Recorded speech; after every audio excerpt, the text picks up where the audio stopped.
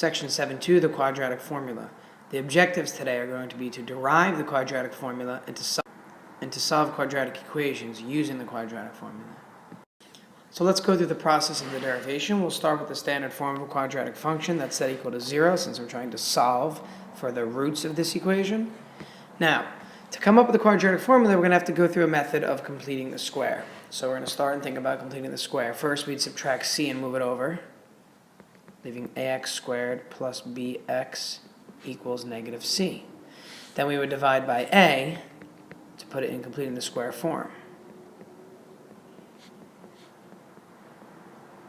Now at this point in time, we have to remember, how do you complete the square? Well, you complete the square by adding whatever this coefficient is right here, but half of it squared. Remember, we take half of this and square it. So we need to add this quantity, and I'll write it on the side, to both sides. So we're going to add that to both left-hand side and the right-hand side.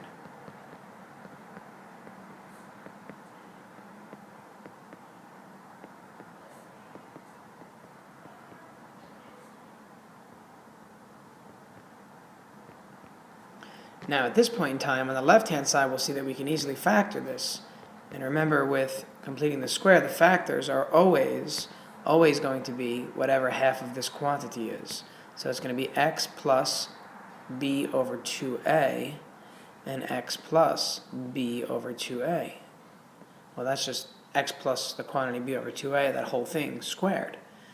Right? So again, think back, that's what this really is. X plus b over 2a, that whole thing squared.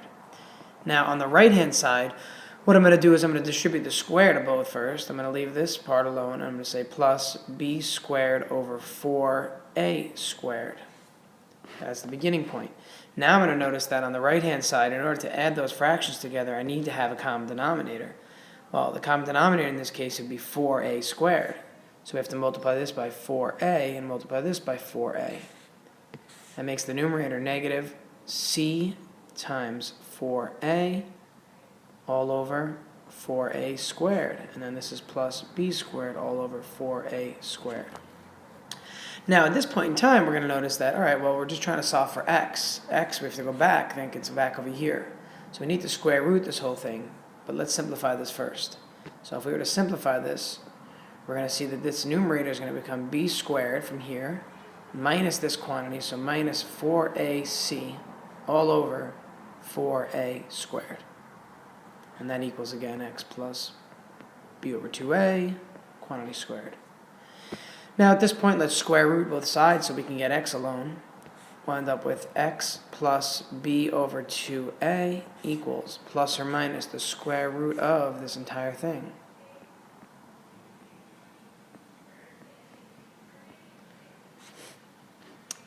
We'll notice that the denominator is a perfect square. This is a perfect square here, so we can break up this radical, take the radical of the top and radical of the bottom separately.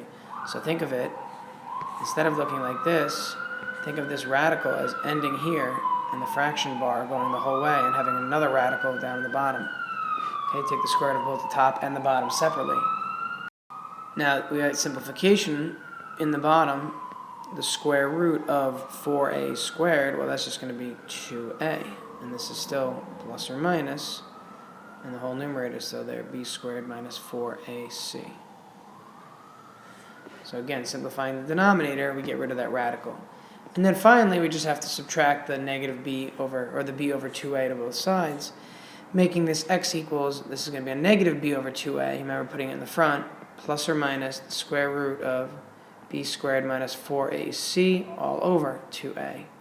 Well, there's a common denominator of 2a, and that always works out with completing the square. So it becomes the final answer of negative b plus or minus the square root of b squared minus 4ac all over 2a. And there is our quadratic formula derived by using the method of completing the squares. So let's take a look at example 1 here, and we'll solve this one. Instead of completing the square like we've done in the past, let's solve it by using the quadratic formula now. So again, x equals negative b plus or minus the square root of b squared minus 4ac all over 2a. Now, what we're going to get here when plugging in is the following. Negative 4 plus or minus, because negative b and b was 4, plus or minus the square root of 4 squared. I'm going to put parentheses around that because in case that's negative, I have to remember to square a negative, making that a positive. Minus 4 times a times c, all over 2a.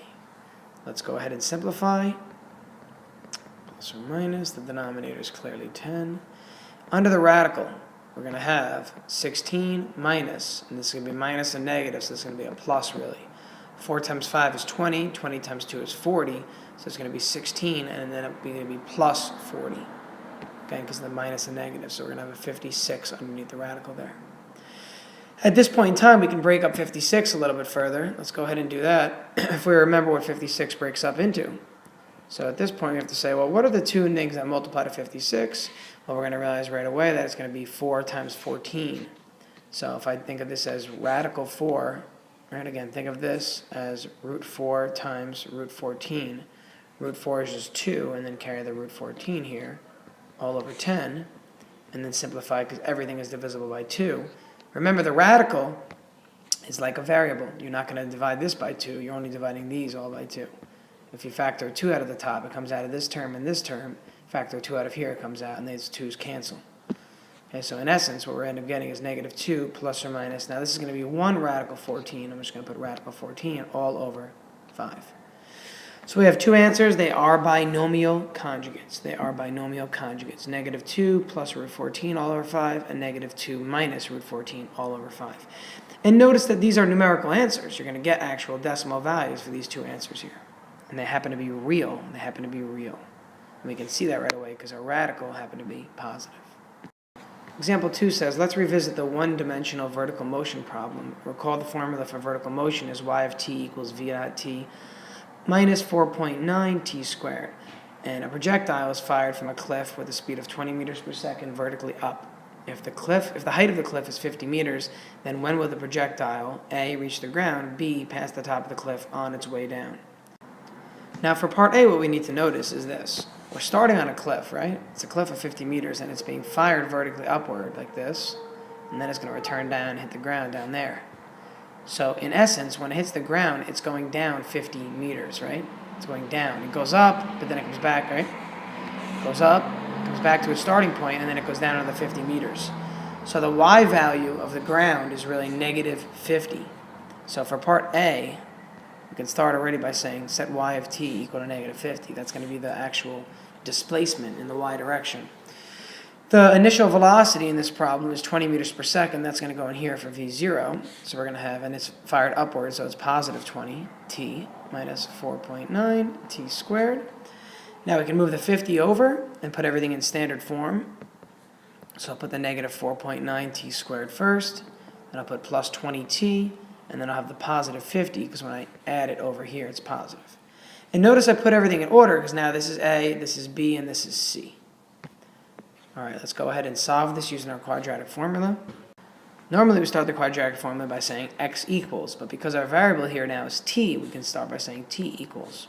But it's the same formula, it doesn't change. So negative b, or negative 20, plus or minus the square root of b squared minus 4 times a times c. That's a 4.9 there. All over 2a. Simplifying this a little bit further, and we're going to notice that our values under the radical are going to be messy decimals, and since we're looking for time, we want to know a decimal value, really. If we were to evaluate all these numbers, we're going to get 2 times here. We're going to get negative 20 plus or minus the square root of 498 all over negative 9.8. Now at this point we have to think about the fact that we're really splitting this problem up into 2 parts. We're saying, well, one of these is negative 20 plus root 498 all over negative 9.8. And the other one is negative 20 minus root 498 all over negative 9.8. So t could equal either of these because of the plus or minus. Now, what you're going to notice is that one of these answers is going to be negative and one of them is going to be positive. And we're clearly going to be looking for the positive answer because we're trying to find the time it takes to reach the ground, which is a positive value. So if you could figure out right away just by looking which one will be negative and positive, you'll know. But let's take a look and see what I mean here.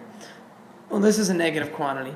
and it's being subtracted, more numbers are being subtracted from it, or more values, so it's going to stay negative, and it's going to be divided by a negative, making this a positive. Here, though, we're going to have a negative, but this is going to come out to be a positive, and this is around 20 and change. So a positive number of like 20 and a negative number of around negative 20 makes the numerator positive, and positive over a negative is negative. So this will be negative, this will be positive. Let's see what our numbers turn out to be. The negative value, we get negative 1.75 seconds. The positive value, we get 5.83 seconds. So clearly our answer is approximately 5.83 seconds for the projectile to hit the ground. The next part says, when does it pass the top of the cliff on the way down? Well, this is a little bit tricky, but let's take a look. So here's our cliff again. It's launched up, and then it comes back down like that. So when does it pass the cliff on the way down? So at this point in time. Well, at that point in time, technically speaking, if the cliff level was the beginning, then his height level is really 0. This is like our starting point, right? We started right here, so the height is 0 there. So we have to set the height equal to 0 this time. And doing that makes things a little bit easier. We have 20t minus 4.9 t squared. And it may be tempting to use the quadratic formula, but you don't need to. You don't need to, because there's no number anymore. Remember last time we had a 50 over here, or negative 50, and it moved it over, giving us a, b, and c? Well, whenever you don't have a c term, because of the 0, there's no c term here, you can factor out your GCF to make it easier. So we get 0 equals t times parentheses 2 minus 4.9t. And then solving these individually, you're going to get t equals 0, and you're going to get t equals 4.08. Now, clearly, time equals 0 is one of our answers, because at time equals 0, where's the projectile? It's right here, before it's launched. So the height is 0 right here, because we're considering this cliff right here to be ground level. Okay, this is our reference line, our starting point. Now, once it loops around, it comes back down, it's going to take 4.08 seconds for that to occur. So this is our answer for how long it will take for the projectile to pass the cliff on the way down. Example 3 says just to solve the following equation. So we'll think about this as a quadratic, obviously, right away. Let's move our c value over. So we have 4m squared minus 5m plus 3 equals 0. Let's plug into the quadratic formula. M equals negative b, so it's negative 5, right? Plus or minus the square root of negative 5 squared minus 4 times a times c all over 2 times a. Let's go ahead and simplify here. Negative 5 is 5, plus or minus the square root. Well, let's take a look here. Negative 5 squared is 25, but this is going to be minus 48, right? 4 by 4 by 3 is 48. So 25 minus 48 is negative 23, all over 2a, which is 8. Well, this is going to clearly be imaginary now, right? Because it's a negative under there. See that negative? Negative under the radical means it's imaginary. So we know the answer's got to be imaginary for this problem. Well, that's because the following happens. Plus or minus I root 23 all over 8.